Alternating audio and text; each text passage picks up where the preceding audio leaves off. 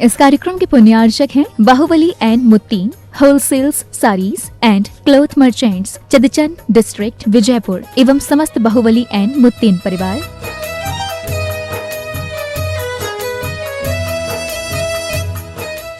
महावीरा जीरोन पौधों को दे सूक्ष्म तत्वों का पोषण, उनमें डाले नई जान। महावीरा जीरोन।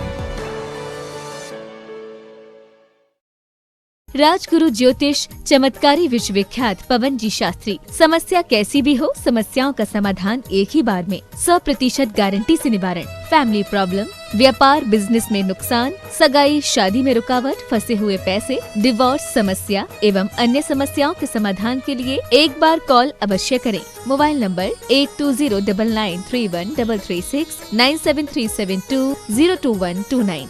ब्रांच हैदराबाद एवं मुंबई www.rajguruastrologer.com।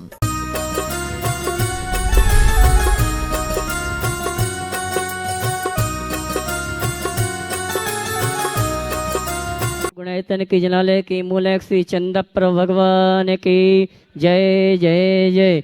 देवाद्रीप श्री चिंतामणि पार्श्वनाथ भगवान की जय जय जय। संत शिरोमणि गुरुवराचार्य श्री विद्यासागर जी महाराज की जय जय जय। प्रमाणिक संत गुणायतन प्रणेता शंका समान भावनायक प्रवर्तक जन जन के संत प्रखर वक्ता बोले परम पूज मनी श्री 108 प्रमाण सागर जी महाराज की जय जय जय। बोले परम पूज मुनिवर श्री निर्वेक सागर जी महाराज की जय। बोले परम पूज मुनिवर श्री शीतल सागर जी महाराज की।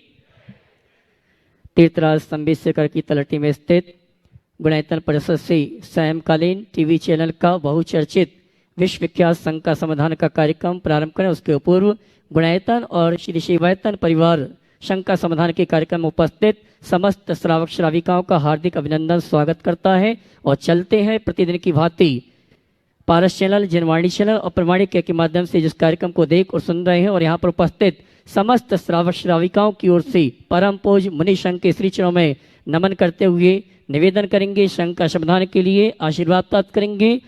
चलें, हाथ जोड़ लें, बोलेंगे हे मुनिवर नमोस्तु, हे गुरुवर नमोस्तु, हे मुनिवर नमोस्तु। आइए चलते हैं गुरुवर के आशीर्वाद से हम और आप शंका समाधान का कार्यक्रम प्रारंभ करें। उसके पूर्व गुणायतन का अवलोकन करने के बाद जिन्होंने गुणायतन से जुड़ने का सौभाग्य प्राप्त किया, ऐसे सुधी श्रावकों के नामों की घोषणा यहाँ से की जा रही है। अगर उपस्थित हैं अपने स्थान में खड़े होकर गुरुवर का आशीर्वाद प्राप्त करेंगे और कैमरा में सभी को कवर करेंगे। शादी की वर्षगांठ के उपलक्ष्य में जिनालय निर्माण के लिए 11,000 रुपये की राशि श्रीमती राशि पवन जी काशिलवल, इंदौर, मध्य प्रदेश। अगर उपस्थित हैं अपने स्थान में खड़े होकर गुरुवर का आशीर्वाद प्राप्त करेंगे। इसी क्रम में स्वर्ण दान देकर अपने जीवन को स्वर्ण रूप प्रदान किया है व्रती बहन विजय जी एन आयना परिवार, आरोन गुना, नीरज जी, अमित जी, अखिलेश जी, सौरभ जी, हर्षित जी, उदित जी, मुदित जी आयना परिवार, इन्होंने स्वर्ण दान देकर अपने जीवन को स्वर्ण रूप प्रदान किया है। अगर उपस्थित हैं तो मैं चाहूँगा मंच पे आएँ और गुरुवर का आशीर्वाद प्राप्त करें। और इनके सम्मान के लिए मैं आमंत्रित करूँगा हमारे संभाजी नगर से जितेंद्र जी पहाड़े और श्रीमती कीर्ति जी मेट्रो, ये आएंगे सम्माननीय स्वर्णदान प्रदाता का सम्मान का कार्यक्रम संपन्न करेंगे। और मैं चाहूँगा आप जोरदार ताली बजाकर इनका सम्मान करें। और आइए चलते हैं, मैं सम्मान सहित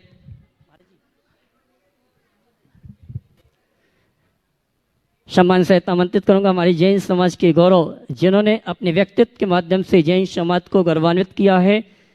हमारे वरिष्ठ IAS अधिकारी श्रीमान वैभव जी बजाज, शशि जी बजाज, निजी सचिव केंद्रीय स्वास्थ्य परिवार कल्याण मंत्री भारत सरकार, आज हमारी बीच उपस्थित हैं। मैं चाहूँगा मंच पर आएँ और गुरुवर का आशीर्वाद प्राप्त करें। और इनके सम्मान के लिए श्रीमान वैभव जी और उनकी धर्मपत्नी शशि जी, जोरदार ताली बजाएं इनके लिए, जिन्होंने अपने व्यक्तित्व के माध्यम से जैन समाज को गौरवान्वित किया। आपकी तालियां बजनी चाहिए। और इनके सम्मान के लिए मैं आवाज़ दूंगा हमारे गुणायतन के कोषाध्यक्ष महोदय श्रीमान NL जैन साहब, संयुक्त मंत्री श्रीमान सुनील जी हजारीबाग और श्रीमती सुशीला जी पाटनी किशनगढ़ आए। सम्माननीय वैभव जी बजाज, शशि जी बजाज, उनका गुणायता परिवार की ओर से सम्मान का कार्यक्रम संपन्न करेंगे। और मैं चाहूंगा इनके सम्मान में संघ का समाधान के सदन में उपस्थित सभी श्रावक सभी का जोरदार ताली बजाकर का सम्मान करें।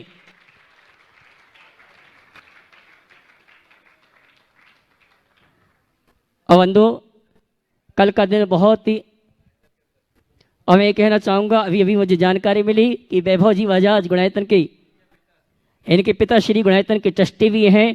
ऐसे व्यक्तित्व का गुणायतन परिवार सम्मान कर रहा है, जोरदार तालियां बजावें। और इसी क्रम में मैं आमंत्रित करूंगा हमारे ब्रह्मचारी डॉक्टर धर्मेंद्र जी शास्त्री उदयपुर,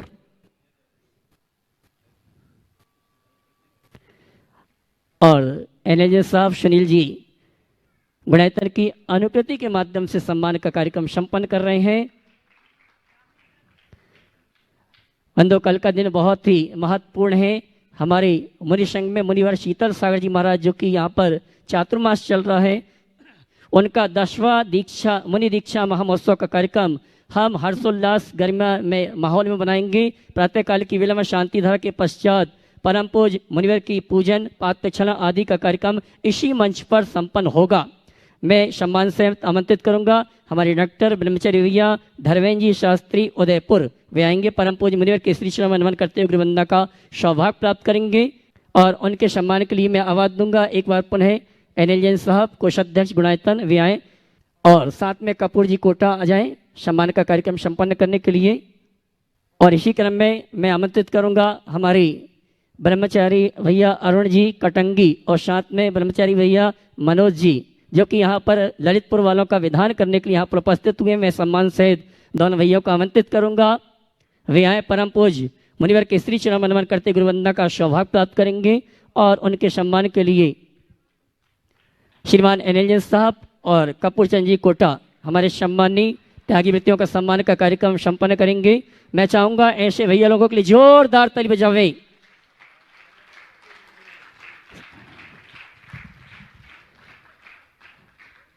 और अभी मुझे जानकारी मिली है कि कल डोंगरगढ़ में परम पूज आचार्य भगवंत गुरुवर विद्यासागर जी महाराज के दर्शन वंदन करने के लिए हमारे भारत सरकार के प्रधानमंत्री श्रीमान नरेंद्र जी मोदी कल उनके दर्शन करने के लिए पहुंच रहे हैं। 10:30 बजे पहुंच रहे हैं। और आइए चलते हैं इन्हीं सूचनाओं के साथ हम और आप संघ का समाधान का कार्यक्रम प्रारंभ करें। उसके पूर्व निर्माण दान में मेरे पास एक नाम और है, श्रीमती राजश्री पवन काशलीवाल जी इंदौर, अगर उपस्थित हैं अपने स्थान में खड़े होकर गुरुवर का आशीर्वाद प्राप्त करेंगे। कैमरामैन कवर करेंगे। और आइए चलते हैं संघ का समाधान के कार्यक्रम को हम प्रारंभ करते हैं। और प्रथम संख्या लेकर आए हैं श्री शांतिनाथ दिव्य घोष सतना के सभी युवा साथी। इसके बाद तैयार रहेंगी श्रीमती प्रेमलता जी चूड़ीवाल जयपुर। पूज्य मुनि महाराजों के चरणों में त्रैबार नमोस्तु नमोस्तु नमोस्तु नमोस्तु। मुनिवर, आपके सतना प्रवास के बाद से हम सारे बच्चे पिछले 4 वर्षों से निरंतर शिखर जी की वंदना कर रहे हैं और ऐसे ही एकत्रित होकर सारी धार्मिक क्रियाएं करते हैं। तो मुनिवर, होती हुई सामाजिक राजनीतियों से बचाते हुए हम सब एकता कैसे बनाए रखें, कैसे धर्म प्रभाव न करें और अपने आप को समाज में कैसे आगे बढ़ाएं, कृपया मार्गदर्शन दीजिए। हमेशा रचनात्मक दृष्टि रखो, सकारात्मक सोच रखो, अच्छे काम करो, किसी का मोहरा मत बनो। स्वस्थ सोच करके रख करके चलोगे तो कोई राजनीति नहीं होगी, नहीं तो ये तो दलदल है, इसमें फंसोगे। अपने संगठन को जिस तरह से तुम लोग अभी चला रहे हो ऐसे ही चलाते रहो, इस पे कोई दूषित हवा का असर न पड़े, ये ध्यान रखो। नमोस्तु गुरुवर। श्रीमती प्रेमलता जी चूड़ीवाल जयपुर। उसके बाद सम्मान सहित आवाज दूंगा हमारी वरिष्ठ IAS अधिकारी वैभव जी बजाज, शशि बजाज, निजी सचिव केंद्रीय स्वास्थ्य परिवार कल्याण मंत्री भारत सरकार। महाराज जी के चरणों में कोटि सा नमोस्तु नमोस्तु।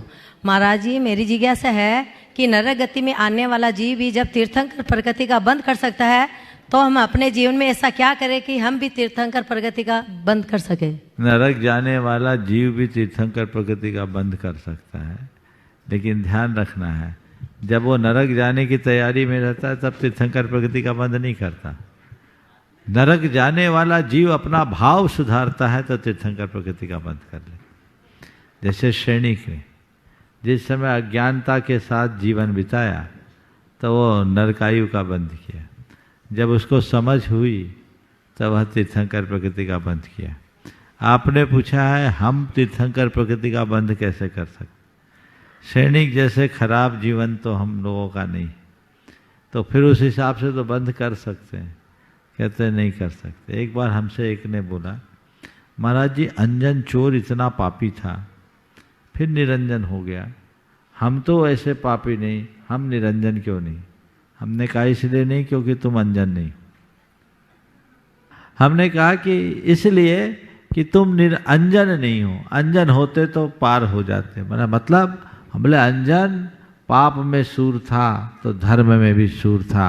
जब तक पाप में लगा था तो पाप में लगा, और धर्म में लगा तो धर्म में लगा। तुम बनिया हो, ऊपर नीचे होते रहते।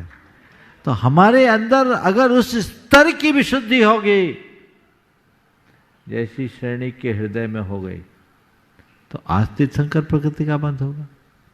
अगर अज्ञानता में पाप होता है तो ज्ञान से उसे साफ भी किया जा सकता है। तो अंदर की विशुद्धि जगाने की जरूरत है। नमोस्तु। श्रीमान वैभव जी, शशि जी बजाज, वरिष्ठ IAS अफसर, निजी सचिव, केंद्रीय स्वास्थ्य परिवार कल्याण मंत्री, भारत सरकार। इसके बाद तैयार रहेंगे श्रीमान जितेंद्र जी, पहाड़ी, संभाजी नगर। नमोस्तु गुरुदेव, नमोस्तु नमोस्तु नमोस्तु। महाराज जी, ये प्रश्न के कंटिन्यूएशन में ही मैं पूछूंगा कि परभव और आगे वाले भाव की तो हम लोग बात करते हैं, धर्म में सारे समय होती है कि हम अपना आगे का भाव कैसे सुधारें, आगे कैसे मोक्ष मार्ग पे कैसे बढ़ें। इस भाव में हम अपने लिए, अपनी समाज के लिए, अपने बच्चों के लिए, जो हमारे समाज के लोग हैं उनके लिए हमें क्या शिक्षा देनी है, वो चीज़ पे भी मतलब मार्गदर्शन दें महाराज जी कि इस भाव में हम सबसे अच्छा कर पाएँ। आगे भाव तो अपने आप धीरे धीरे सुधर जाएंगे, तो ये आप मार्गदर्शन दें महाराज जी, इस भाव को सुधारने वाला। पहले तो मैं चाहूंगा एक बार जोरदार करतल ध्वनि से वैभव भाव भाई का अभिनंदन करें। मैंने इसका अभिनंदन इसलिए नहीं करा है कि एक वरिष्ठ अधिकारी है, अभी IAS बोल रहे थे, ये न जाने कितने विभागों में काम किए हैं और अपना परचम फहराया है। आज जिसके नाम से कांपते हैं वो ED में भी ये लंबे समय तक अपनी सेवा दी है और शीर्ष स्तर पर, समझ गए। पर मैं इसलिए नहीं कि ये बड़े अधिकारी हैं, मैं इनका परिचय इसलिए दिलाना चाह रहा हूँ कि ये एक अच्छे श्रावक है, देव, गुरु और धर्म के प्रति समर्पित व्यक्तित्व है। और ऐसे लोगों से प्रेरणा लेनी चाहिए। अन्य जो भी प्रशासनिक क्षेत्र में आगे बढ़े, वे कहीं भी क्यों ना पहुँचे, अपने धर्म, अपनी संस्कृति, अपनी परंपरा के प्रति निष्ठावान बने रहे, तो ऐसे लोग भी धर्म की महती प्रभावना कर सकते हैं। मैं वैभव और उनकी धर्मपत्नी दोनों को आशीर्वाद देता हूँ कि वे इसी तरह अपने दायित्व का निर्वाह करते हुए, कर्तव्य का पालन करते हुए धर्म की आराधना करते रहे। अब मैं सवाल पर आता हूँ। परभव के बारे में तो हम खूब सोचते हैं, ये भाव के विषय में क्यों नहीं सोचते? मैं तो हमेशा कहता हूँ, परभव को सुधारने के लिए किया जाने वाला धर्म उधार धर्म है, ईभव को सुधारने वाला धर्म नगद धर्म है। हम उधार में उद्धार नहीं देखते, नगद में उद्धार है। जिसका ईभव नहीं सुधरता उसका परभव कैसे सुधरेगा? तो सच्चा धर्म वही है जो ईभव को सुधारे। अगर हम अपने वर्तमान को अच्छा न बनाएं, बाहर से और भीतर से दोनों से, अंतरंग में पवित्रता हो और जीवन में संतुलन और समृद्धि हो, तो जीवन आगे बढ़ता है। तो ई भाव के लिए मनुष्य को अच्छा कार्य करना चाहिए, अच्छा कर्म करना चाहिए, ताकि परभव भी सुधरे।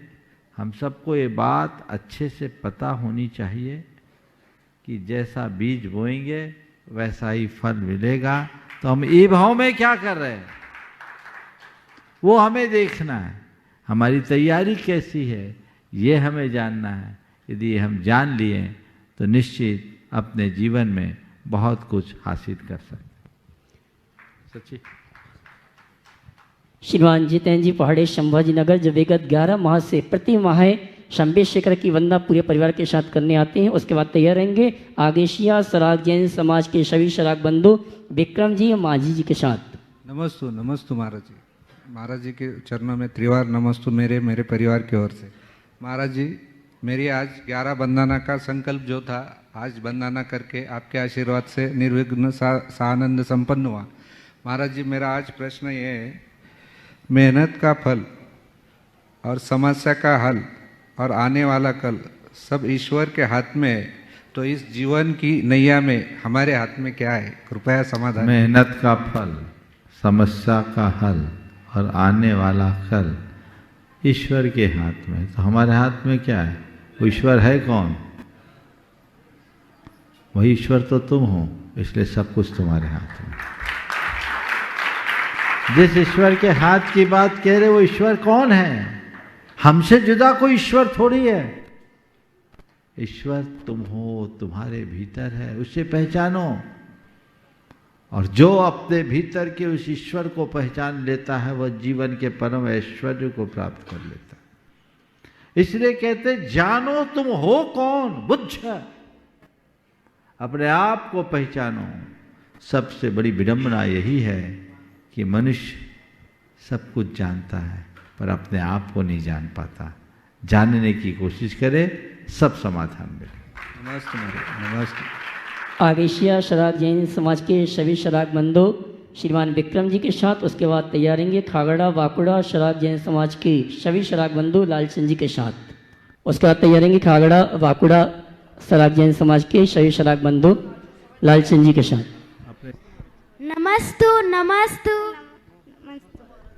महाराज जी।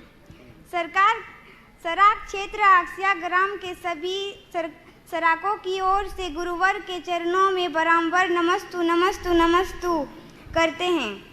हमारा प्रश्न यह है कि हमें अंधेरों से रोशनी की ओर जाने के लिए कौन से रास्ते अपनाने होंगे? अंधेरे से रोशनी की ओर जाने के लिए कौन से रास्ते अपनाने पड़ेंगे? ये अभी ये जो ग्रुप है ये झारखंड वाला है ना?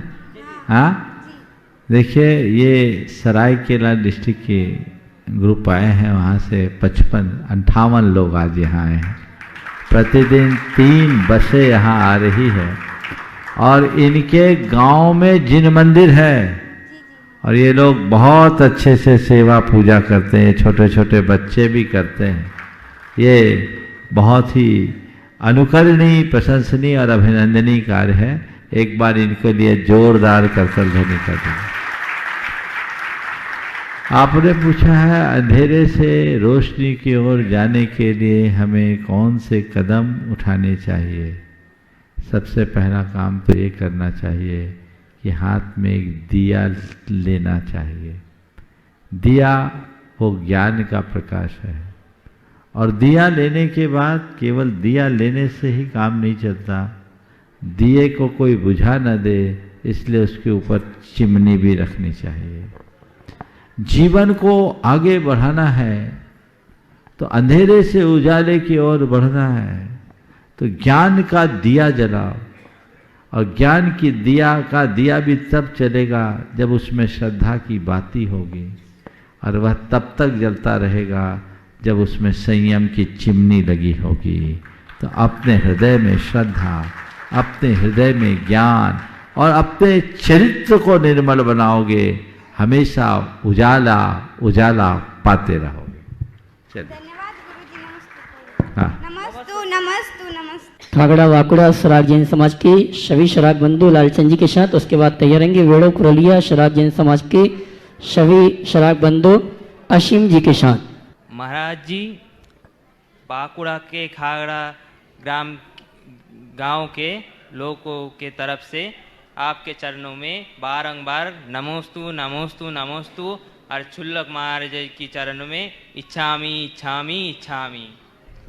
हम ये जानना चाहते हैं कि हमारे गांव में कब दिगंबर जैनों का विहार देखने को मिलेगा और हमारे आंखों धन्य हो जाएंगे। बहुत सुंदर।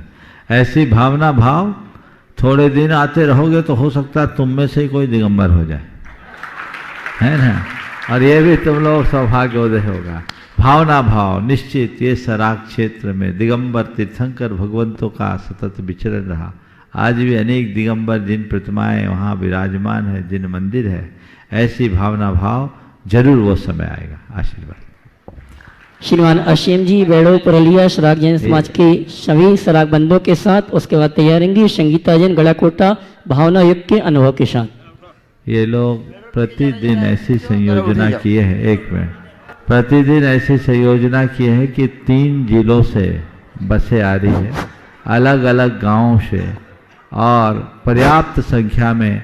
जब मैंने इनसे बात किया, इनके गांव में 100 घर, 150 घर, 200 घर, 50 घर, 60 घर, 400 परिवार तक इनमें हैं। और ये सब सराग मूल रूप से विशुद्ध जैन धर्म के अनुयायी हैं। इनके हृदय में ये ज्योत अगर प्रकट हो गई तो निश्चित ये जैन धर्म की बड़ी प्रभावना होगी। इन सब के जीवन उत्थान का भी आधार है। तो ये नियमित कार्यक्रम विगत दिनों से बना है, जो चलता आ रहा है। अभी पुरुलिया जिला, बांकुड़ा जिला और रांची सरायकेला जिला, ये 2-3 डिस्ट्रिक्ट से जहाँ काफ़ी संख्या है, बिहार, झारखंड, बंगाल और उड़ीसा की सीमावर्ती इलाकों में। और ये शिखर जी से 200-250 किलोमीटर के रेंज के मैक्सिमम 200-250 किलोमीटर में हैं। और ये सब लोग बड़े सरल चित्त धर्मनिष्ठ लोग हैं। इनके जोड़ने के बाद निश्चित धर्म की एक अच्छी प्रभावना होगी। बोलिए। नमस्तु महाराज जी, नमस्तु महाराज जी, नमस्तु महाराज जी। महाराज जी, पुरुलिया वाले बेड़ो वालों का ये प्रश्न है कि हम लोगों के जो कुएं हैं, कुएं का उदाहरण दे रहे हैं हमारे गुरुवार को। जैसे कुएं में पानी मिलता है, उस पानी हमारे जीवन के लिए बहुत महत्वपूर्ण है। तो हम लोगों के कुएं, मतलब हमारे गुरुवार हमारे क्षेत्र में नहीं है, बहुत दूर दूर में है। हम लोग सभी अपना श्रद्धा, अपना हिम्मत करके गुरुवार के श्री चरणों में दर्शन करने आते हैं। तो हम लोग चाहते हैं कब तक और कितने दिन के बाद अपने क्षेत्र में हम लोग अपने कुएं को, अपने कुएं का पानी का जो अमृत वाणी पी सके। मेरा ये प्रश्न है महाराज जी। और एक छोटा सा मेरे बच्चे का प्रश्न है। समेत शिखर जी का और एक नाम पारसनाथ पहाड़, तो 24 तीर्थंकर में से 20 तीर्थंकर मुक्ति गए, और पारसनाथ पहाड़ क्यों नाम पड़ा और बाकी 19 तीर्थंकरों का नाम क्यों नहीं आया? नमोस्तु महाराज जी, नमोस्तु महाराज जी, नमोस्तु महाराज जी। पहला सवाल का उत्तर तो अभी मैंने थोड़ी देर पहले दे दिया। भावना भाव, और भावना से सब काम होता है, समझ गए। आप लोग ऐसे ही जुड़े रहिए, जुटे रहिए।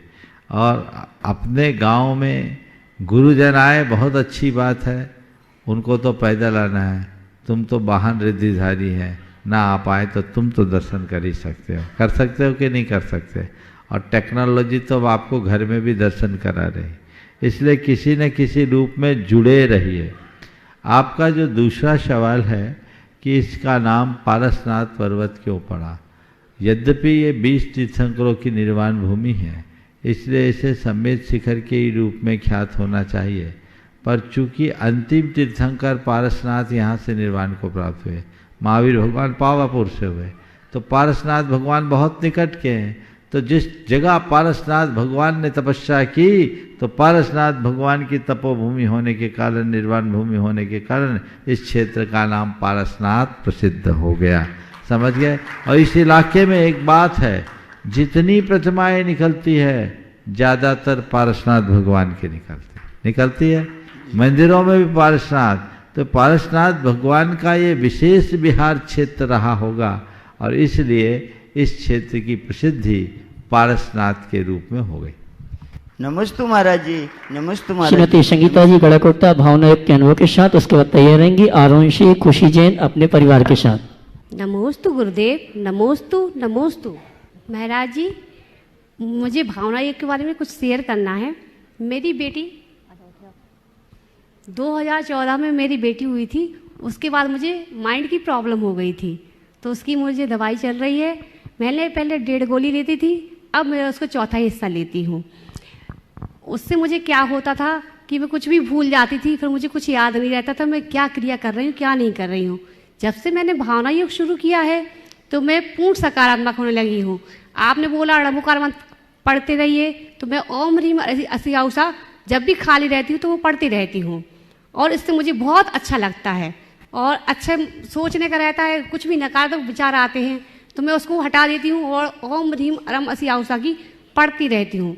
तो मैं ये चाहती हूँ कि मुझे नकारात्मकता हट जाए और सकारात्मकता आ जाए, इसलिए मुझे महाराज जी कुछ आप बताइए। और मेरी बेटी भी हमारी उससे बहुत कमज़ोर है, तो वो भी मतलब अच्छी हो जाए, होशियार हो जाए, बहुत वीक है महाराज। देखिए, भावना योग से आपको मानसिक और मस्तिष्क के स्तर पर काफ़ी लाभ हुआ, जैसा आप बोल रही हैं। जी महाराज जी। 1 गोली चौथाई गोली में परिवर्तित हो गई। 1.5 गोली लेती थी महाराज। 1.5 जी। 1.5 गोली चौथाई गोली में परिवर्तित हो गई। थोड़े दिन और लो, वो गोली भी छूट जाएगी। जी महाराज। और जो आपने कहा नमस्ते नकारात्मकता कैसे खत्म हो, भावना योग करते रहिए, और इस बच्ची को भी भावना योग कराइए, इसको भी पूरा लाभ होगा। और जब खुद के जीवन में भावना योग का प्रभाव आपने महसूस कर रखा है तो फिर औरों को प्रेरित करो और आपको सोचो। क्लास में है और बहुत वीक है, वो आप दिमाग से निकालिए, वीक है, इसको भावना योग करने दीजिए। आप ही आके कभी कहोगे महाराज जब से भावना योग की हमारी बच्ची बहुत अच्छी हो गई। नमस्ते महाराज जी, मेरा प्रश्न है। हो गया। कुमारी खुशी जी आरोन अपने परिवार के सदस्यों के साथ, उसके बाद सम्मान सहित आवाज दूंगा ब्रह्मचारी भैया मनोज जी ललितपुर। महर्षि के चरणों में मेरा, मेरे परिवार का, सकल दिगंबर जैन समाज आरोन का बारंबार नमोस्तु नमोस्तु नमोस्तु। महर्षि, मेरी जिज्ञासा यह है कि हम जब भी कोई कार्य शुरू करते हैं या कोई विचार करते हैं तो अंदर से 2 आवाज़ आती है। कहते हैं एक मन की आवाज़ और एक दिल की आवाज़। तो महर्षि, हम कैसे समझे कौन सी आवाज़ मन की है और कौन सी दिल की, और हमें किस समय पर किसकी सुनना चाहिए? नमोस्तु महर्षि। कौन सी आवाज़ मन की है और कौन सी आवाज़ दिल की है? आखिरी में क्या बोला?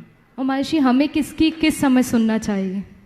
देखिए, दिल की आवाज़ की पहचान जिसमें कोई तर्क न हो, समझना वो अंदर की आवाज़ है, और जिसमें कोई तर्क ना उठे, समझना वो मन की आवाज़। मन में गुनाह भाग होता है, मन में वितर्क होता है, वो अच्छा बुरा देखता है, और दिल बिल्कुल साफ होता है क्योंकि वहाँ कुछ बुरा होता ही नहीं, जो होता है वो अच्छा होता है। आपने पूछा है कि हम कहाँ कौन सी आवाज़ सुने। दिल में जो भी होता है एक बार आ गया, परिणाम उसका कुछ भी हो सकता है, इसलिए हमें दोनों का ध्यान रखना चाहिए। हम मन को थोड़ा हटा दें क्योंकि मन दिल के करीब है, इसलिए जब कभी भी मन की बात करते हैं तो दिल आ जाता है, इसलिए मन हटाकर हम दिमाग शब्द का प्रयोग करें। दिल और दिमाग तो ज़्यादा अच्छा है, दिमाग विश्लेषण करता है और दिल सहज रूप से अपनी बात को रखता है। तो क्या करें, जहाँ हमें अपनों के बीच काम करना हो, वहाँ जहाँ अपनों की बात हो वहाँ दिल की बात हो, जहाँ हम गैरों के बीच रहें वहाँ दिमाग से बात करें। दूसरे शब्दों में कहूँ, जब परिवार की बात हो तो दिल की बात हो, और व्यापार की बात हो तो दिमाग की बात हो। दिल अच्छे और बुरे की बात करता है, दिमाग फायदे और नुकसान की बात देखता है। परिवार में यदि फायदा नुकसान देखोगे तो परिवार बिखर जाएगा। कई बार नुकसान का भी परिणाम अच्छा होता है और कई बार व्यक्तिगत फायदे से भी नुकसान हो जाता है। इसलिए अच्छे और बुरे को देखो, और व्यापार में अगर फायदा नुकसान भूल जाओगे तो डब्बा गोल हो जाएगा। तो व्यापार दिमाग से और परिवार दिल से चलो। नमोस्तु महर्षि। ब्रह्मचारी मनोज भैया ललितपुर, उसके बाद ब्रह्मचारी डॉक्टर धर्मेंद्र शास्त्री उदयपुर।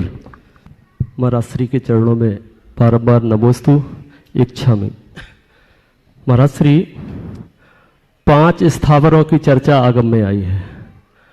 5 स्थावर जो कि खासतौर से मनुष्य जाति के अस्तित्व के लिए अपना बहुत बड़ा रोल निभाते हैं।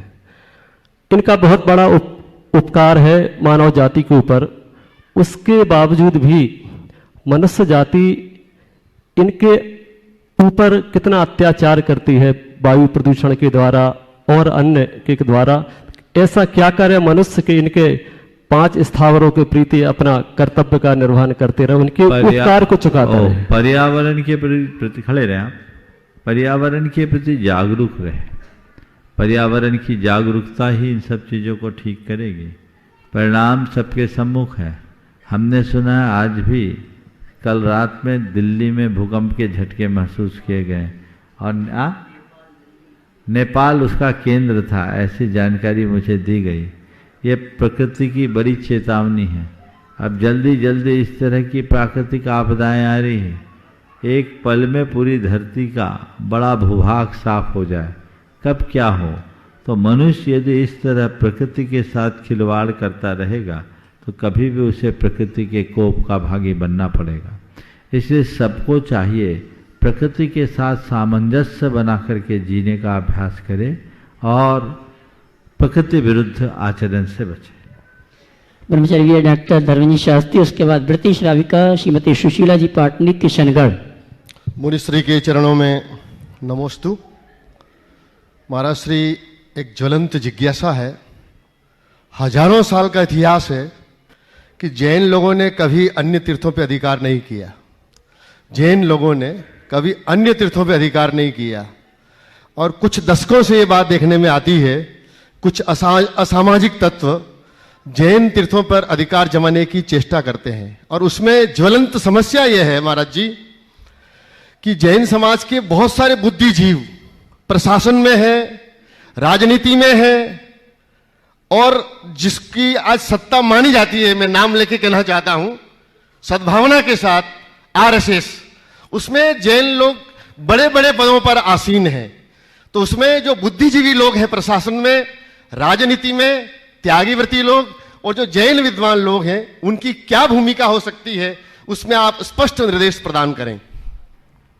देखिए, ये बड़ा गंभीर और संवेदनशील मुद्दा है। हमें इस तरह की परिस्थितियों के प्रति बहुत जागरूक और सतर्क होने की जरूरत है। ये बहुत ही दुख और क्षोभ का विषय है कि हमारे धर्मायतन, जो हमारे प्राण हैं, उन पर आक्रमण हो रहे हैं, उन पर लोगों की कुदृष्टियां पड़ रही हैं। हमें इसे दूर करना चाहिए और इसमें जो भी जिस क्षेत्र में रहने वाले लोग हैं उनको हर स्तर से अपने प्रभाव का प्रयोग करना चाहिए। लेकिन इसके संदर्भ में मैं कहूँगा कि ये हमारे अधिकारी वर्ग के बस की ही बात, केवल अधिकारी वर्ग तक की बात नहीं है। इसमें समग्र समाज के अंदर एक चेतना की जरूरत है। हम किसी व्यक्ति या किसी संस्था को इसका दोषी नहीं मानते, हम इसे अपने समाज की कमजोरी के रूप में देखते हैं। आज सबसे ज़्यादा आवश्यकता है समाज को एकजुट होने की, सामाजिक संगठन होने की। कई बार लोग बोलते हैं कि हम लोग जैनों की कोई बात रखना चाहते भी हैं तो लगता है जैनों की कोई एक आवाज़ ही नहीं है, किससे बात करें। आज 90 नेता और 9 चौधरी हैं। जैनों की कहानी तो यही है ना। तो ऐसी स्थिति में क्या होगा? ये बड़ी सोचनीय बात है। समाज को एक मत से अपने मुद्दे तय करनी चाहिए। और एक सलाह पुनः मैं दूंगा कि इन सब गंभीर मुद्दों को मीडिया के माध्यम से ठीक करना उचित नहीं है, संभव भी नहीं है। इससे जहर फैलता है। इनको हम मीडिया का मुद्दा बनाते हैं, बहस का विषय बनाते हैं और लोग अपनी अपनी भड़ास निकालते हैं। कई लोगों के अपने अपने पूर्वाग्रह होते हैं और सेंटिमेंट्स भी होते हैं। उसको उसकी जो प्रतिक्रियाएं होती हैं वो हमारे ऊपर बहुत बुरा प्रभाव छोड़ती है। इसलिए मैं पुनः कहूँगा, जिन बातों से उद्वेलित होकर ये सवाल रखा जा रहा है उसको गंभीरता से समझा जाए, तह में जाए, उसकी जड़ उखाड़े, युक्तिपूर्ण तरीके से काम करे। सोशल मीडिया में उसका सॉल्यूशन नहीं होगा। जहां सॉल्यूशन होगा, समाज के चिंतक लोग, वरिष्ठ जन उसका हल ढूंढे, और ऐसा हल जो एक मत से पूरी समाज स्वीकार करे, तब रास्ता निकलेगा। समस्याएं बनी रहेगी यदि हम समाधान का रास्ता न खोजें। हमें मिल बैठ करके काम करना होगा, और हमें ये भी देखना है कि हमारी स्थिति क्या है। इसलिए पहला प्रयास, हमारे सारे तीर्थ, हमारे सारे धर्मायतन संरक्षित हों, उनके दस्तावेज सुरक्षित हों। अभी तो कई तीर्थों और मंदिरों की ये कहानी कि उनके दस्तावेज भी नहीं।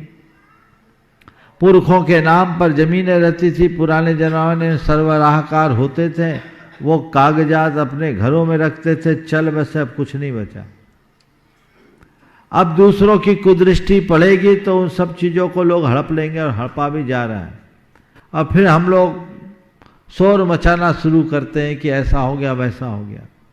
दस्तावेज पक्के होने चाहिए और सामाजिक सौहार्द बनना चाहिए। समाज में एकता और एकजुटता होनी चाहिए।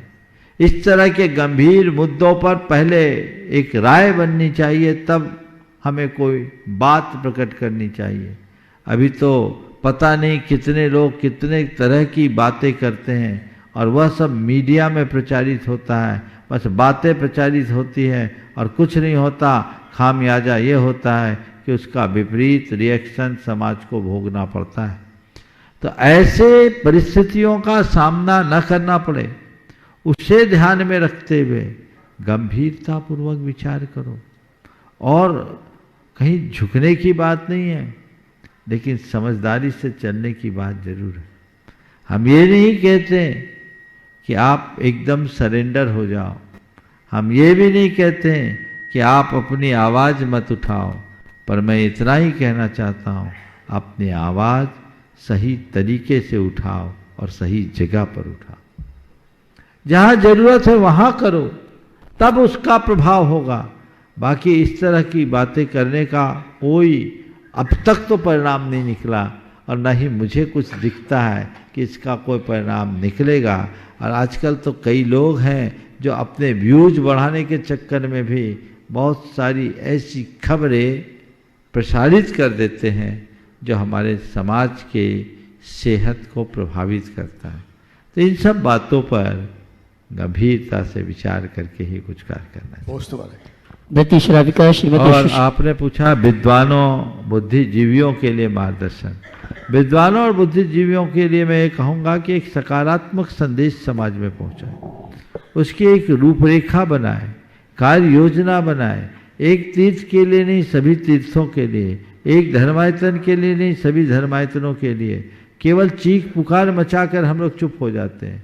घटनाएं घटती है, उसके बाद ठोस कार्य योजना बनाकर उस पर एक्शन होना चाहिए, और वो सूचना पूरे देश की जैन समाज के पास जानी चाहिए। हमारे तीर्थ क्षेत्र कमेटी जैसी जो संस्थाएं हैं, उनके हाथ हमको मजबूत करना चाहिए। उनमें बैठे हुए लोगों को शीर्ष स्तर पर विचार करके हमें प्रतीक्षा करनी चाहिए पहले कि वो क्या बयान दे रहे हैं, वो क्या निर्णय ले रहे हैं, और उनके निर्णय पर को पूरी समाज सिर आंखों पे ले, उसको फॉलो करें, तो परिणाम निकलेगा। नहीं तो लोग अपनी अपनी ढपली, अपना अपना राग बजाते रहते हैं, परिणाम अच्छा नहीं निकलता। श्राविका श्रीमती सुशीला जी पाटनी किशनगढ़, उसके बाद तैयार रहेंगे भैया अरुण जी कटंगी। महाराज श्री जी के चरणों में नमोस्तु, छोलिक जी महाराज के चरणों में इच्छा में। महाराज श्री जी, मेरी शंका है कि अभी निर्वाण महोत्सव आ रहा है 50वां महावीर स्वामी का, तो हम लोगों को कैसे मनाना चाहिए, आप इसके बारे में बताइए। देखिए, बहुत अच्छी बात है कि 2550वां निर्वाण महोत्सव मनाने का हम सबको सौभाग्य मिल रहा है, और हम लोग तो उसमें भी हैं कि हम लोगों ने 2500वां भी मनाया, 2550वां मनाने का भी सौभाग्य हम सबको मिल रहा है, और आने वाले दिनों में 75वां और 26वां भी सबको मिल सके, ऐसी भावना भानी चाहिए। ये हमारे लिए एक अच्छा मौका है पूरे विश्व में एक तरह से जैन धर्म को प्रतिष्ठापित करने का, क्योंकि वर्तमान युग टेक्नोलॉजी का युग है, एडवांस टेक्नोलॉजी का युग है। आज हम सूचना का संचार बहुत आसानी से कर सकते हैं। ऐसे समय में भगवान महावीर के इस निर्वाण महोत्सव को हम इस तरीके से आगे बढ़ाएं जो केवल आयोजनों तक सीमित न रहे, अपितु भगवान महावीर और उनके जीवन दर्शन को हम जन जन तक पहुंचाने में समर्थ हो सके। हर कोई जान सके कि भगवान महावीर क्या है और उनका जीवन दर्शन क्या है। ये बात यदि हम अच्छे से प्रस्थापित करने में समर्थ हो जाते हैं तो ये हमारे लिए एक बहुत बड़ी उपलब्धि होगी। ये एक मौका है जैन धर्म को ठीक रीति से जनता के बीच पहुंचाने की। हमारे छोटी सी कि हमको दर्शन कैसे करना चाहिए भगवान के? भगवान के दर्शन करने का सवाल कल का खड़ा सवाल है आपका, तो ज़्यादा दिन खड़ा रखना ठीक नहीं, उत्तर तो देना ही है। देखिए, भगवान का दर्शन करने का मतलब क्या है? सबसे पहले आप लोग दर्शन करते हैं, दर्शन शब्द का अर्थ जानते हैं? दर्शन करने का मतलब क्या है बताएंगे? भगवान के गुणगान, भगवान की भक्ति, प्रभु की छवि देखना, भगवान को देखना, भगवान का गुणगान करना, ये दर्शन करना है नहीं। प्रभु में अपनी छवि, ये सब ज्ञान लगा दिया हमने। सुनो ध्यान से, मैं बताता हूँ। इससे तो ऐसा लगता है कि आज तक आपने दर्शन किए ही नहीं, और शायद मेरी उत्तर सुनने के बाद आप मेरी बात से सहमत होंगे कि हम दर्शन किए ही नहीं। दर्शन का मतलब है भेंट, मुलाकात। क्या है? तो भगवान का दर्शन करने का मतलब भगवान से भेंट करना, भगवान से मिलने जाना। और अब बताओ, किसी प्रिय से मिलने जाते हैं तो हम क्या करते हैं? हमारी कैसी मानसिक तैयारी होती है, क्या भाव दशा होती है? हाँ, किसी से मिलने जाते हैं तो क्या होता है? मन बना कर जाते हैं, मन में हर्ष होता है। जितने बड़े व्यक्तित्व से मिलते हैं हमारे मन में उतनी उमंग होती कि नहीं? हाँ, कल गुरुदेव के चरणों में प्रधानमंत्री जा रहे हैं। अब लोग सोच रहे होंगे काश में गुरु चरणों में होता तो मुझे भी प्रधानमंत्री से मिलने का मौका मिल जाता। और प्रधानमंत्री सोच रहे होंगे आज हमें इतने बड़े संत के दर्शन करने का, यानी संत से मिलने का सौभाग्य मिला। हो रहा है ना? तो जो भगवान त्रिलोकीनाथ उनसे मिलने जा रहे हैं, तो उनसे मिलने जाने वालों के हृदय में उल्लास और उमंग होना चाहिए। होना चाहिए कि नहीं होना चाहिए? कैसी उमंग कि मैं 3 लोक के अधिपति त्रिलोकीनाथ के चरणों में जा रहा हूं। ये भाव मन में आए, फिर क्या है? जब किसी प्रिय को देखते हैं तो क्या होता है? प्रिय को देखते ही क्या होता है? हाँ, चेहरे पे स्माइल। तो भगवान को देखते ही रोम रोम पुलकित होना चाहिए। तो दर्शन ते पुलक शरीरा, गद गद गिरा नयन बहे नीरा। रोम रोम पुलकित हो जाए। वाणीम गद गद यन बपु पुलकयन नेत्रद्वयन श्रावयन मूर्धानम नमयन करो मुकलियन चेतोपि निर्वापयन। गद गद वाणी, हा प्रभु पतित पावन मैं अपावन।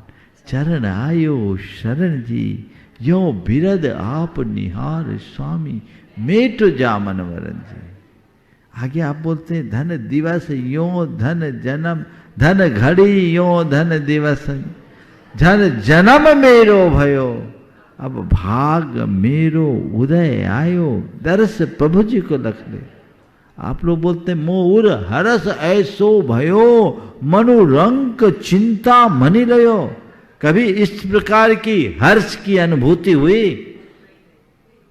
इसलिए मैं कहता हूं आपने दर्शन किए ही नहीं, मूर्ति के दर्शन किए, भगवान के नहीं। भगवान का दर्शन उसी दिन होगा जिस दिन तुम्हें भगवान की उपस्थिति का एहसास होगा। मैं आपसे एक सवाल करता हूं, कल्पना करो अचानक भगवान तुम्हारे सामने प्रकट हो जाए तो तुम क्या करोगे? बोलो सुशीला जी। अचानक भगवान सामने आ जाए, ऐसा हो जाएगा, पता नहीं अब क्या करें, कुछ पागल हो जाएंगे। पागल हो जाएंगे। तो भगवान के सामने जाके पागल पर हो जाओ, भगवान तो उपस्थित है। बस वही हमारी कमी है, ये आपकी नहीं, सबकी, उसमें हम भी शामिल। हम मूर्ति को देखते हैं, मूर्तिमान को गौण कर देते हैं, और दर्शन मूर्तिमान का होना चाहिए, मूर्ति का नहीं। नमोस्तु महाराज जी। ये दृष्टिकोण जग जाएगा तो जीवन निश्चित तर जाएगा, और ऐसा दर्शन ही सम्यक दर्शन का कारण बनता है। जिन बिंब के दर्शन से जो सम्यक दर्शन की बात की जाती है वो ऐसी। भैया अरुण जी कटंगी, उसके बाद श्रीमती निशा जी, प्रदीप जी अलवर। पूज मुनिश्री एवं सगे चरणों में कोटि से नमोस्तु नमोस्तु नमोस्तु। महाराज मैं अनुभव की अपनी छोटी सी बात करूंगा आपके बीच। लगभग 4 महीने पहले मेरे साथ एक घटना घटित हुई। डॉक्टरों ने उम्मीद छोड़ दी थी भाग्योदय के अंदर।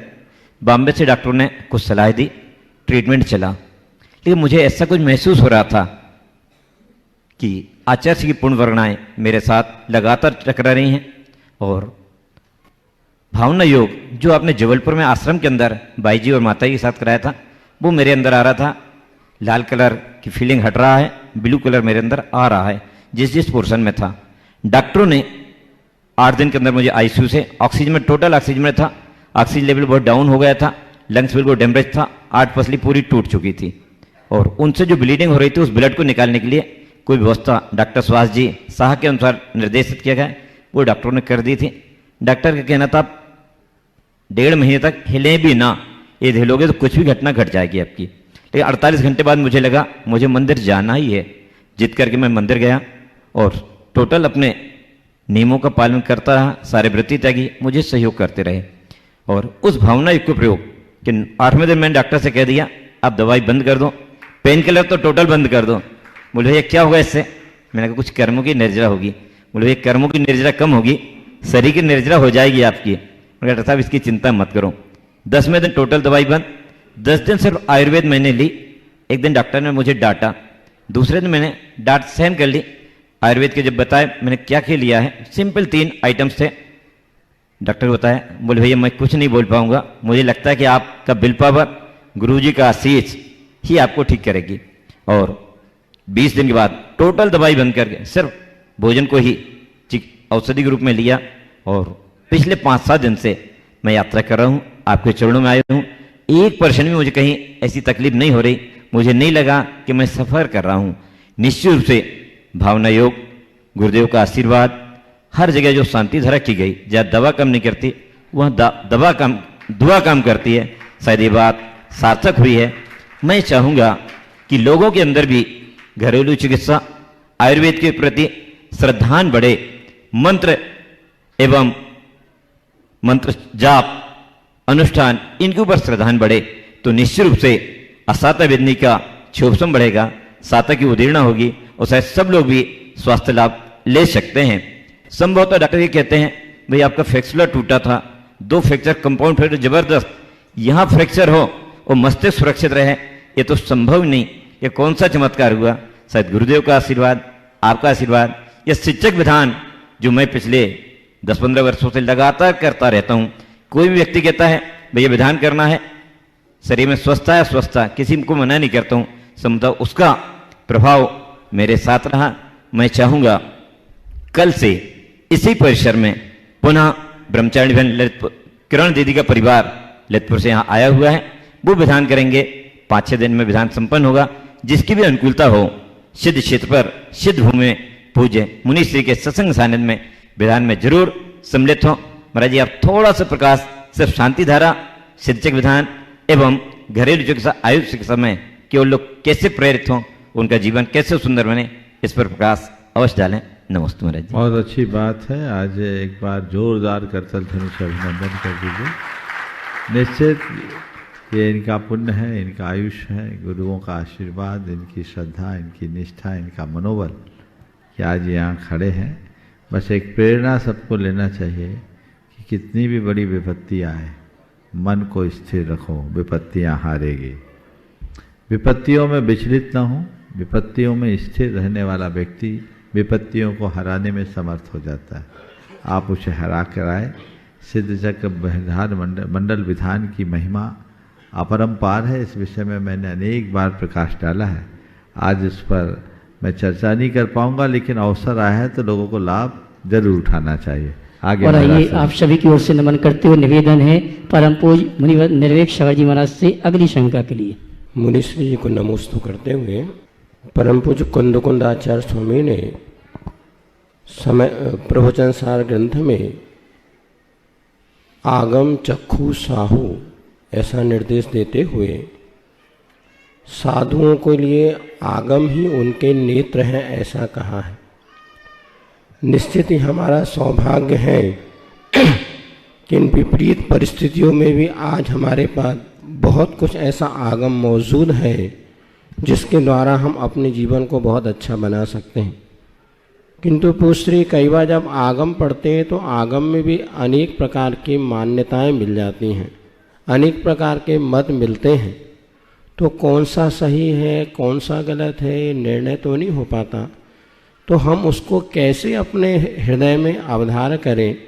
और दूसरी बात है, श्रावक भी जब जो आगम तो पढ़ नहीं पाता वो मात गुरु की बातों पर श्रद्धान करता है, और जब उसके जीवन में कई मतांतर मिल जाते हैं तो कैसे अपने आप को व्यवस्थित करे, कृपया समझाकर उपकर। देखिए, बहुत अच्छा सवाल महाराज जी ने उपस्थित किया है। आगम भगवान की वाणी है और भगवान की वाणी गुरु परंपरा से हम लोगों तक आई। एक लंबे अंतराल तक गुरु शिष्य परंपरा से आगम चलता रहा। शास्त्र को लिपिबद्ध भी बहुत काल बाद किया गया। गुरु से शिष्य ने जो सुना उनने अपने शिष्य को, शिष्य ने अपने शिष्य को पहुंचाया, लिपिबद्ध किया। तो जैसे हम लोग बोलते हैं, एक ही वाक्य को अगर हम खुद दोहराएं तो उसका अर्थ बदल जाता है, और एक वाक्य को इतने सारे लोगों ने सुना तो हो सकता है उस वाक्य के श्रवण के बाद कई चीज़ों में परिवर्तन आ सकता है। पर मूल बात एक होती है, कथ्य एक होना चाहिए। प्ररूपणा में कोई अंतर हो तो कोई बाधा नहीं। तो ये एक तो सहज प्रक्रिया है, इसमें परिवर्तन होता है। तो अगर हम देखें तो जैन धर्म के मूलभूत सिद्धांतों में कहीं कोई अंतर नहीं। संपूर्ण आगम 6 द्रव्य 7 तत्व 85 9 पदार्थ आदि की ही बात करता है। तो ये मूल चीज़ है। लेकिन ये जो हमारी परंपरा आई है, इस परंपरा में कई और चीज़ें जुड़ी। जैन धर्म के इतिहास को मैं संक्षेप से आप सबको बताना चाहूँगा। भगवान महावीर के निर्वाण के उपरांत 3 केवली भगवान हुए, जिनके नेतृत्व में पूरा जैन धर्म अभिव्यक्त रूप से चला। उसमें गौतम स्वामी, सुधर्माचार्य और अंतिम केवली जम्बू स्वामी, इनका काल 63 साल का हुआ। इसके बाद 5 सुत केवली भगवान हुए, नंदीमित, गोवर्धन, विष्णुमित्र, अपराजित और भद्रबाहु। ये 5 सुत केवलियों का काल 100 वर्ष का, दोनों को मिलाकर 163 वर्ष तक जैन धर्म अभिभक्त रहा। आचार्य भद्रबाहु के काल में 12 वर्षीय दुष्काल पड़ा और वहाँ संघ भेद हुआ, दिगंबर और श्वेतांबर मत का बीजारोपण हुआ। कालांतर में फिर चलते चलते चलते हमारे संघ में कई भेद उत्पन्न हुए, जिसमें एक मूल संघ हुआ। मूल संघ जो भगवान की मूल वाणी को मुख्य मान करके उसके आधार पर अपनी चर्या करते थे। इसके अतिरिक्त कुछ ऐसे संघ हुए जिन्हें जैनाभास की संज्ञा दी गई। दिगंबर और श्वेतांबर 2 अलग अलग तो हो गए, पर दिगंबरों में कुछ जैनाभासी संघ हुए, जिनका नाम है यापनी संघ, द्रविड़ संघ, काष्ठा संघ और माथुर संघ। ये 4 प्रसिद्ध संघ हुए। ये सब दिगंबर मुनि थे, लेकिन इनकी मान्यता दोनों तरफ वाली थी। इनमें कई ऐसे संघ थे जो स्त्री मुक्ति पर भी विश्वास रखते थे। अन्य केवली भुक्ति पर भी विश्वास करते थे। संक्षेप में कहूँ तो श्वेतांबर मान्यताओं का समर्थन करते थे, रहते दिगंबर थे। हमेशा जब कोई परंपरा में विभाजन होता है तो कुछ लोग ऐसे होते तो बीच के होते। इनकी जैनाभाषी संज्ञा दी गई और इनके द्वारा लिखित शास्त्र को, इनके द्वारा प्रतिष्ठापित प्रतिमा को, इनके द्वारा निर्मापित मूर्तियों को अपूज्य और अप्रमाण घोषित कर दिया गया। लंबे समय तक चले और ये चलते रहे तो आज तो वो संघ का नाम हमारे सामने नहीं है, लेकिन संघ कोई नहीं है, पर उनकी संतान परंपरा तो आज भी है और उसकी झलक उनके द्वारा लिखे गए ग्रंथों में मिलती। इसलिए कई चीज़ों में परंपरागत भेद होता है। जैसे एक उदाहरण के लिए आप सबके लिए मैं कहूँगा, समय है? हाँ, एक उदाहरण के लिए आप सबको मैं कहूँगा कि आदि पुराण भगवान ऋषभदेव के जन्माभिषेक का वर्णन है। अब जन्माभिषेक हुआ सुमेरु पर्वत पर हुआ, सौधर्मिंद्र लेकर गया, ये सब वर्णन सब ग्रंथों में एक है। लेकिन जब आदि पुराण के कर्ता आचार्य जिनसेन जो मूल संघ के आचार्य हैं, वे भगवान ऋषभदेव के जन्माभिषेक की बात करते हैं तो वो लिखते हैं, सौधर्म और ईशान इंद्र ने भगवान का अभिषेक किया, अन्य देव परिसहायक रहे और इंद्राणियां मंगल पात्र लेकर उपस्थित रही, अप्सराएं नृत्य करती रही। ठीक है, यही बात जब हरिवंश पुराण के कर्ता, उनका भी नाम जिनसेन आचार्य है, वो लिखते हैं तो हरिवंश पुराण के कर्ता लिखते हैं कि देवों और देवियों ने मिलकर अभिषेक किया। इसका तात्पर्य यह है कि मूल संघ के आचार्य जिनसेन को देवियों का अभिषेक इष्ट नहीं था, इसलिए उन्होंने केवल देवों से अभिषेक कराया और वो कहीं स्त्रियों के अभिषेक के पक्षधर थे, जो अन्य संघों में मैंने अभी जिसका उल्लेख किया, कहीं संबद्धता रही होगी, इसलिए उन्होंने उनसे करा दिया। ऐसे एक नहीं अनेक प्रमाण हैं, तो वो ग्रंथों के हार्द को पहचानने से मालूम पड़ता है। अब आप उलझन में पड़ गए, हम क्या करें, हमको तो इतना आगम का ज्ञान नहीं है। तो एक बार की घटना जो हुई वो मैं बता देता हूँ। एक बहन जी से किन्हीं मुनि राज ने कहा आप अभिषेक कर लो, और उन्होंने ढेर सारे संस्कृत प्राकृत की गाथाएं उनके सामने रख दी। उन्होंने धैर्यपूर्वक सुन लिया और उनसे एक ही बात कहा, महाराज आप सही हों, आपकी बातें सही हो सकती हैं, फिर भी मैं अभिषेक नहीं करूँगा। बोले क्यों? बोले हम आगम नहीं जानते, हम अपने गुरु को जानते हैं। जिस दिन हमारे गुरु कहेंगे कि अभिषेक कर लो, उस दिन हम कर लेंगे। हमें नहीं मालूम, जिस दिन हमारे गुरु कह देंगे कि कर लो तो हम कर लेंगे। हमें पता है कि हमारे गुरु वही कहेंगे जो सही होगा, बस इतना श्रद्धान रख लो, बेड़ा पार होगा, नहीं तो बड़ा गड़बड़ होगा। इसलिए मैं आप सबसे कहता हूँ, मेरे जैसा कोई मुनि भी कहे तो नहीं मानना। आजकल बड़ा बिटंडा हो रहा है, आगम की सूक्ष्मता का ज्ञान नहीं है, और आज की खासकर महिलाओं में नई सोच, डिस्क्रिमिनेशन नहीं होना चाहिए, भेद नहीं होना चाहिए। अरे भेद नहीं होना चाहिए तो कम से कम रहस्य तो जानो, जीवन की मर्यादाओं को तो जानो, कहीं इसके चक्कर में हमसे ऐसा कार्य न हो जाए जो हमारे मूलभूत आगम के अनुकूल नहीं है। तो इसी को मूल संघ कहते हैं। मूल संघ से ही मूल आमनाय बना। आप लोग जो मंदिर में मूर्तियां विराजमान होती है उसमें क्या लिखते हैं? स्वस्ति श्री मूल संघे। क्या लिखते हैं? मूल संघ। तो हम मूल संघ को पकड़े जो भगवान महावीर के शासन के अनुरूप है, जो मूल परंपरा है, और उसमें कभी भी इस तरह की बातों को कोई स्थान नहीं दिया गया। इसलिए कोई भी पूजा उपासना की पद्धतियों में भेद दिखता है तो उसके पीछे यही है। पर इतनी सलाह जरूर दूंगा, इनके नाम पर खींचातानी मत करना, आपस में लड़ना झगड़ना नहीं, उनसे बचना। जहाँ कोई परंपरा है तुम जाके कहो मूल संघ की ये परंपरा नहीं है, बंद करो, ये झगड़ा मत करना भैया। जो कर रहे करने दो, तुमको क्या करना है तुम अपनी समझ भर रखो और वही करो जो तुमको इष्ट हो और जो मूल संघ की परंपरा के अनुकूल हो। श्रीमती निशा जी, प्रदीप जी अलवर, उसके बाद तैयार रहेंगी श्रीमती अनीता जी, रहली पटनागंज। गुरुदेव के चरणों में 3 बार नमोस्तु नमोस्तु नमोस्तु।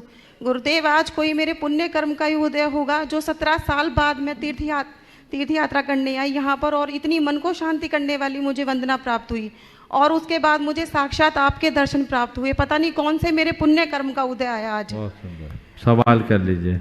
मेरी शंका यह है कि गुरुदेव, जब जैन धर्म इतना सीधा सच्चा सरल अपनी आत्म कल्याण का धर्म है, तो इस धर्म के लोगों ने, हम सब लोगों ने इतना मिथ्यात्व को क्यों अपनाया? और आज जब हम उन लोगों से बोलते हैं मिथ्यात्व छोड़ने के लिए, तो उन लोगों को इतनी घबराहट क्यों होती है उसे छोड़ने के लिए? देखिए, जब तक सही समझ नहीं होगी तब तक मिथ्यात्व पलता रहेगा। जैन घर में जन्म ले लेने से जैन धर्म नहीं आता। जीवन के मर्म को जानने वाला ही जैन धर्म अपना सकता है। जीवन के मर्म को जाने, जीवन के भेद को जाने, जीवन के रहस्य को पहचाने, तभी हम जैन धर्म का सच्चे अर्थों में अनुपालन कर सकेंगे। जो सत्य को जान लेता है वो इस तरह के कार्यों में रंच मात्र रुचि नहीं रखता। श्रीमती अनीता जी, रहली पटनागंज, उसके बाद श्रीमान एलेंजन साहब। नमोस्तु गुरुदेव, नमोस्तु नमोस्तु नमोस्तु। राजकुमार जी जैन, सुधा जैन, प्रीतेश जैन, भावना जैन, जमशेदपुर टाटा नगर से। गुरुदेव, एक सवाल था कि मम्मी जी, पापा जी और थोड़ा हमारे बीमार पेटों की वजह से हम लोग पहाड़ की वंदना नहीं कर पा रहे हैं, तो हम नीचे के सारे दर्शन कर ले रहे हैं, तो पुण्य में कोई ऐसी कमी या कोई ऐसी जो वंदना नहीं कर पा रहे उससे कोई पुण्य में ऐसी तलहटी की रज माथे में लगा लो और जो वंदना कर रहे हैं उन सब की अनुमोदना करते जाओ, कुछ तो हिस्से में आएगा। धन्यवाद गुरुदेव। नमोस्तु गुरुदेव, नमोस्तु। बोलिए पटनागंज की बड़ी बाबा की जय। श्री सोनी आचार्य गुरुदत्त जी महाराज की जय। मुनि प्रमाण सागर जी महाराज की एवं समस्त मुनि संघ की जय। मेरा और मेरे परिवार की तरफ से सवाल तो कर लो। मेरा प्रश्न यह है मुनि श्री कि हम पाठशाला पढ़ाते हैं और सभी जगह कृपया पाठशाला चल ही रही हैं, मगर हमें यह संतुष्टि नहीं मिल रही है कि हम बच्चों को जो संस्कार पाठशाला में दे रहे हैं, तो मगर वो सफलता नहीं मिल रही कि जैसे हम कहते हैं उनसे कि ये छोड़ो वो छोड़ो, ये अब भक्ष है, ये भक्ष है, इसको हमें नहीं खाना चाहिए, हमें नहीं करना चाहिए, मगर उसके बाद भी बच्चे उस चीज़ को नहीं समझ पा रहे। तो हम इसके लिए और क्या प्रयास करें ताकि हम आपके माध्यम से मैं सभी से कहूँगा, ये छोड़ो वो छोड़ो कहने मात्र से बच्चे नहीं छोड़ते। हमें ये बताना ज़्यादा जरूरी है कि क्यों छोड़ो। हम उन्हें भेद विज्ञान कराएं, आत्मा अनात्मा का भान कराएं, पाप का डर उनके हृदय में जगाएं, उनके हृदय में संवेदनाएं उभारें, तो उन्हें खुद समझ में आ जाएगा क्या मुझे खाना और क्या नहीं खाना। तो उसके संस्कार गढ़ेंगे। कुछ परिभाषाएं रट लेने से हम संस्कार नहीं डाल सकते, संस्कार अंदर जगाने पड़ते हैं। तो हमें उनको मूल से जोड़ने की जरूरत है। तो बच्चों को ज़्यादा कुछ कहना नहीं पड़ेगा। फिर दूसरी बात, संस्कार के साथ संगति का भी ध्यान रखना है। ये पेरेंट्स को देखना है। अगर हम संगति को गौण कर देंगे तो संस्कार बिगड़ने में देर नहीं लगते। इसलिए संस्कार और संगति दोनों को ध्यान में रखना चाहिए। कल का दिन एक बहुत विशेष दिन है। जैसा अभी सूचना आप सबको दी गई, हमारे साथ मुनि श्री शीतल सागर जी महाराज हैं। कल उनका 10वां मुनि दीक्षा दिवस है। वो भी यहाँ पर सभी को मनाने का अवसर प्राप्त होगा। समय आप सबका हो गया है। यहीं पर विराम। बोलिए परम पूज आचार्य गुरुवर श्री विद्यासागर जी। जय जय जय।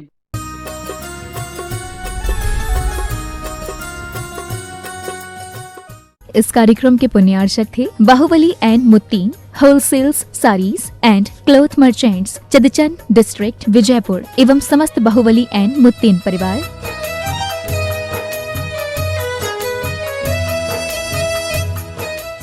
महावीरा जीरोन पौधों को दे सूक्ष्म तत्वों का पोषण, उनमें डाले नई जान। महावीरा जीरोन। राजगुरु ज्योतिष चमत्कारी विश्वविख्यात पवन जी शास्त्री। समस्या कैसी भी हो, समस्याओं का समाधान एक ही बार में, 100% गारंटी से निवारण। फैमिली प्रॉब्लम, व्यापार बिजनेस में नुकसान, सगाई शादी में रुकावट, फंसे हुए पैसे, डिवोर्स समस्या एवं अन्य समस्याओं के समाधान के लिए एक बार कॉल अवश्य करें। Mobile number 8209931336 9737202129। ब्रांच हैदराबाद एवं मुंबई www.rajguruastrologer.com।